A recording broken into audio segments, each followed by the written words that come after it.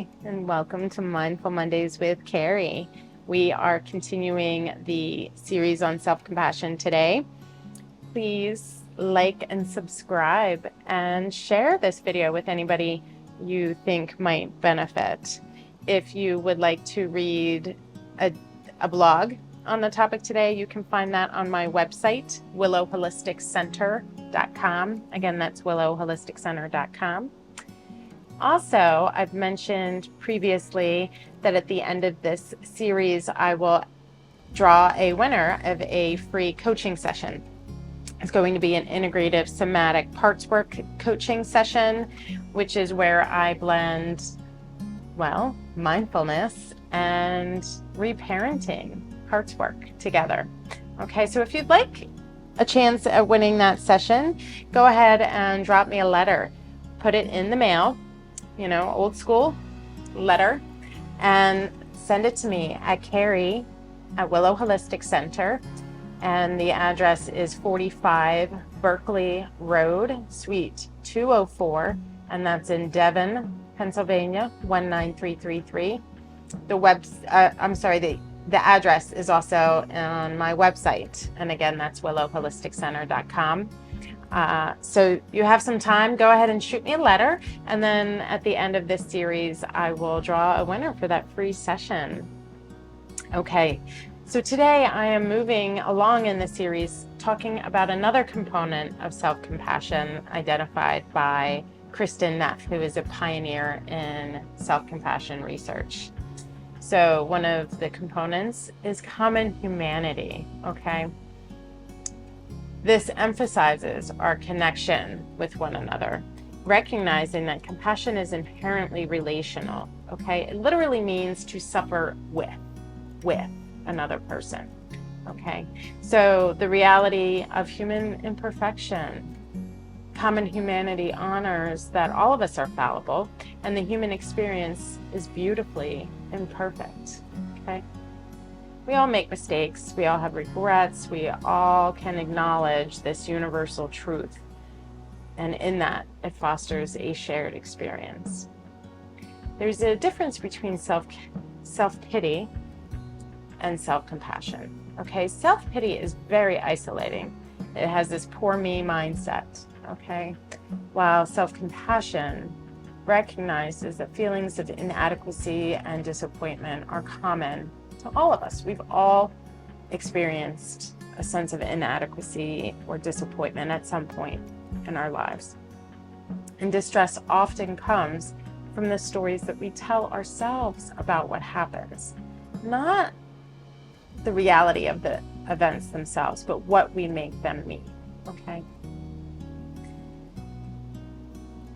In a previous episode, I talked about the role of connection and emotional well-being and the brain's tend-and-befriend system. Okay? This is crucial for emotional regulation and balancing self-criticism with self-compassion. We need to feel a sense of belonging, and feeling connected with others helps activate this tend-and-befriend system that can help reduce feelings of loneliness and isolation that stems from this fear of being ostracized or of not belonging, okay? Yeah. And when we get really critical and judgmental of ourselves, that acts as like a blinder, okay? And it can help, it prevents us actually from being able to accept that we aren't alone. It blinds us from being able to access support, and then further isolates us, feeling like we're all alone in our suffering. When we can embrace our inherent interconnectedness, this allows us to support ourselves through tough times with a greater level of compassion.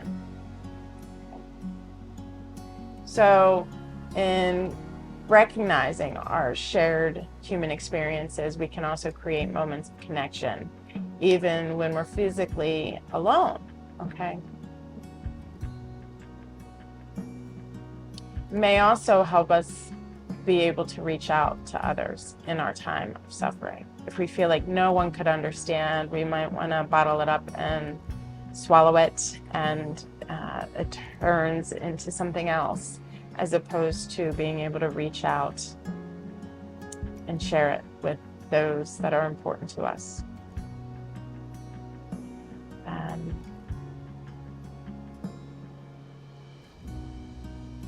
Yeah. It helps disarm the judgment and the blame.